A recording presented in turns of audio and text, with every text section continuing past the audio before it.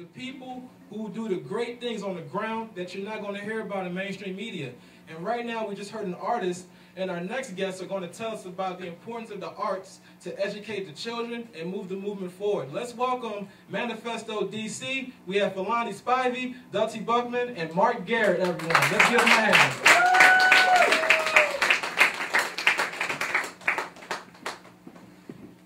Very nice to have y'all.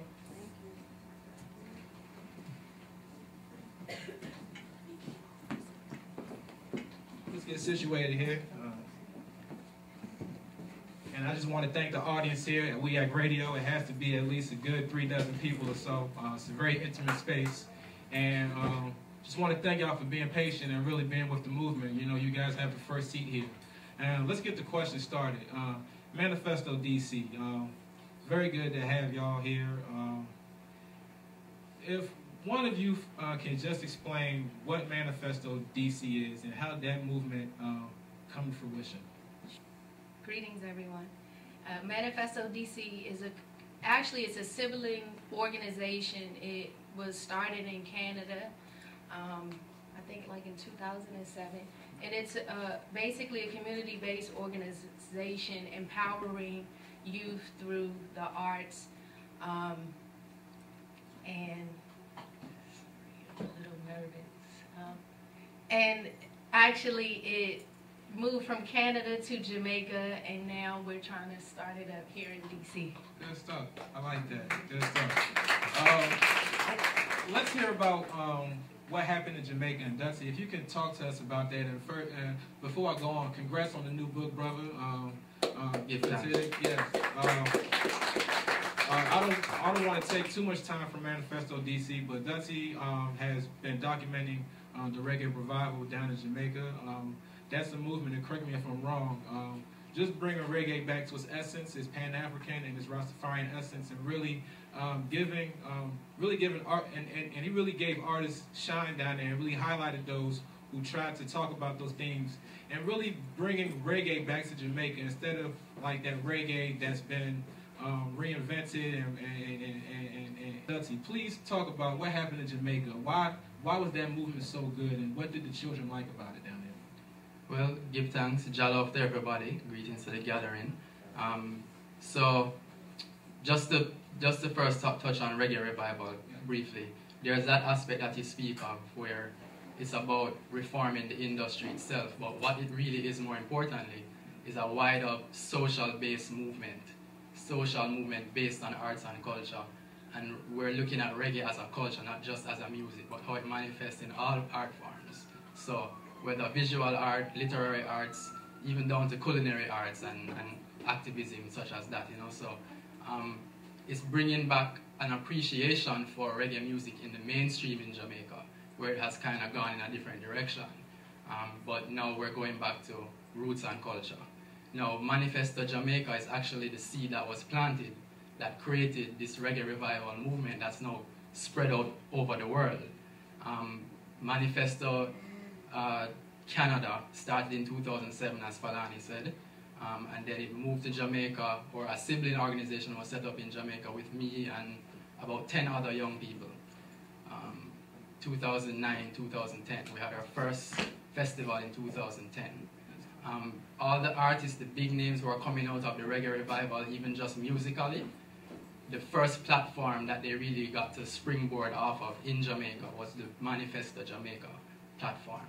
So Protege, Janine, Kabaka Pyramid, Chronics, you'll hear these names more and more even penetrate in the US.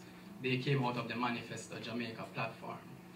So what we're doing here in DC is I'm advising a team with Falani as the executive director, Mark as the visual arts director, and we are trying to cultivate that same energy where young people come together, plan what we want to do, use arts and culture to instill a sense of pride in your own local. So you notice I said I'm advising a team. I didn't come here to run a team because I'm Jamaican primarily. Yeah. I've been living here 5 years just down the street, and DC is a home to me now. Yeah. But it has to be born and bred in DC. People who have been living here practically all their lives, who have seen the changes that I have yet to even fathom And so coming together to instill that sort of pride within themselves to grow the community that's already here, because it's here. Definitely. Oh, that's a beautiful thing. Let's give Dutty and the rest of the Manifesto DC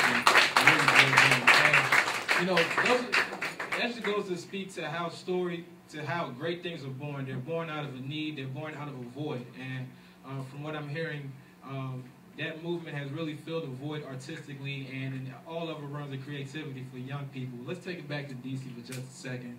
Mark or Falani, if you guys can answer this question for me, you know, what void can Manifesto DC fill? You know, the streets are talking right now. Well, not the streets actually, but policy people. They're talking about STEM, science, technology, engineering, and math. Let's teach our kids this. The world is changing. You know, we need to make sure our kids can do this and that and make the big bucks. But they're leaving the arts out. You know, how do we go about filling that void even with the arts programs getting slashed in DC?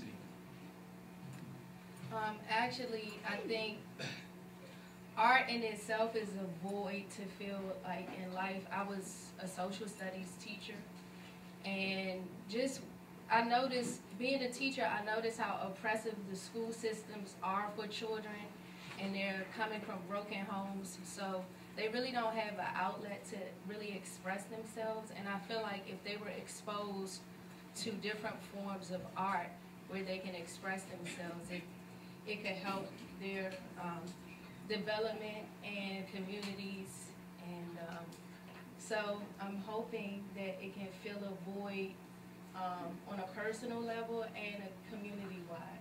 Definitely. Let's talk more about the arts.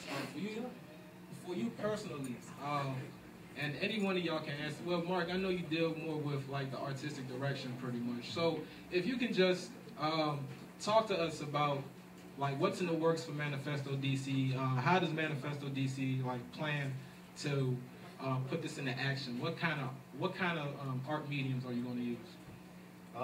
To slightly piggyback on Falani's question, you'll notice that a lot of the STEM programs throughout the city and the metropolitan area are now going about calling themselves STEAM programs, which has incorporated the arts because they kind of look stupid trying to teach kids all these academics and leaving out the arts. And arts around the city, I don't think it's dying. I think we're actually coming to a point where we're trying to mimic the likes of New York or Philadelphia.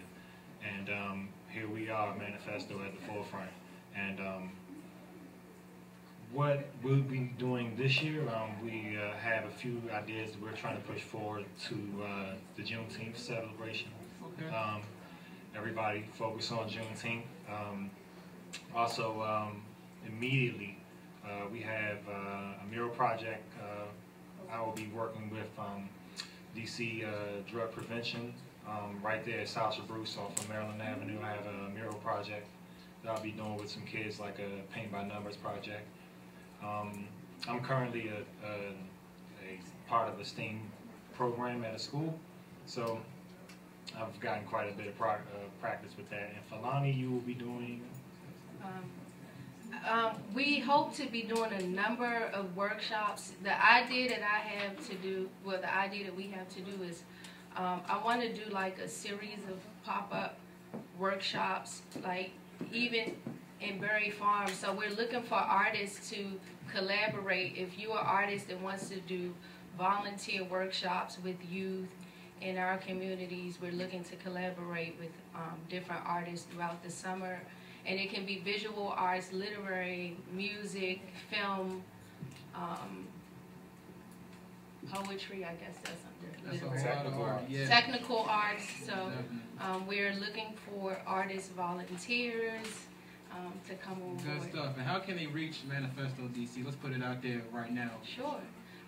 We can be reached at Manifesto at Manifesto DC on Instagram, Manifesto DC on Facebook, as well as manifestodc@gmail.com. Applause for Manifesto DC, everyone.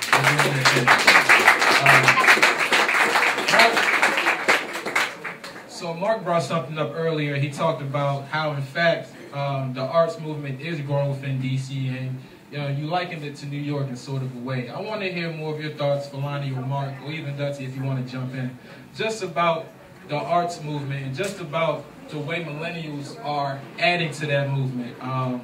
Are they doing a good job in tapping into this potential for change in the arts? Shout out to Mayor Marion Berry for all of his past contributions to the arts. But Muriel Bowser is definitely seeing fit to incorporate more money into DCAAH. I took a break from them like a year ago because I was disappointed, but I see things are undergoing quite a bit of change as of late, due to millennials and due to frustrations like my own. What Manifesto seeks to do is, amid this change, is to focus back on the communities. We have a lot of different people. It's an influx of people who aren't really from the city, so it's hard for them to exemplify the culture that exists here. So we seek to use the youth in some of the established communities to reflect the dying cultures that are about to be extinct. I mean, I'll go ahead and say it. But yeah, that's our primary focus, is uniting communities to, I guess, show the color of the community. Also, get a little bit of, I'm lost here, but but basically, just fine. instill some enrich the youth. That's the most important thing. With any grassroots organization, you have to start somewhere. We chose the youth because that's the lowest you can go. Not to say that. I understand where you're going at, and Frederick Douglass once said something about educating a man when he's young and really helping him reach his potential at an age when that mind is molded. And we're a pretty young group here. I don't think anyone is above the age of 35, which is a pretty good thing to me. We need fresh blood. No disrespect to the older folks at all. I have no disrespect at all to the older folks. Let me just reiterate that message. But, you know, in talking about bridging this gap, I love bridging the gap a lot, teaching people and going across cultures. If one of you can just answer this question for me. Really getting the trust of the youth. And Falani, you were a teacher at one point, so you have to build trust all the time. You know, a lot of these children from these neighborhoods have been disappointed. You know, they're promised stuff and then they get it in a halfway fashion. How do we best go about just building that trust with the youth? Well, I think to build trust with youth, they have to relate to you in a sense. While teaching, I learned that my youth helped me a lot because I saw the challenges that older teachers would have with the youth as opposed to me because I was younger. So I also noticed that the youth, they really want to speak. They have a voice, and so many people don't allow them to speak. They're told their children have a place and they need to stay in their place. But as a teacher, I realized that when I gave them a platform to write or make up a poem, a song, the things that came out was so amazing. And a lot of the times they have so much to say, but they don't have a platform to share it. So I think the trust is based upon how well you can relate and even just lend an ear and listen, as opposed to just talking like, I'm older, this is that, you know. Yeah, times have changed, and people, you know, we're getting more cognizant of that. I see at least, and salute to you for doing such a great job. And thank you. in talking to you, I see you know, you tell me that a lot of your kids, you know, they come to you with, you know, just issues beyond the classroom, which I think is a very wonderful thing in establishing trust. One final question, just to wrap everything up. Earlier, Mark, you talked about just how the city's changing, a lot of transient people, so at least in our age group, you're going to find a lot of like young professionals, people who aren't really in DC. And that can be a challenge for, you know, the Manifesto DC movement. But how do we include the transients into the DC culture? You know, seeing that they are going to be here for some time, but you do want to keep the flavor of what DC is. Can we bridge that gap? That's a good question, because sometimes I'm wondering, as a second generation DC native, I'm wondering, how do we include DC natives within the new city? Because in my neighborhood, we've been planning Manifesto for a little over 2 years, but prior to me becoming a teacher, I didn't have the access to youth that I once had, because on my block, I was thinking, I had a collective of artists to do stuff, but I was like, now where am I going to get the youth? I could no longer go to my block and pick up youth because they weren't there anymore. I mean, one morning I was at the bus stop, it was 13 people there, and I was the only black person. So it's very challenging. It was challenging to see how are we going to do this, but when I became a teacher, it gave me access to youth that I didn't have before. So I'm not sure how we would include, but it's possible. But right now I'm kind of looking for DC locals. We want this to be grassroots and homegrown, to have a real DC flavor.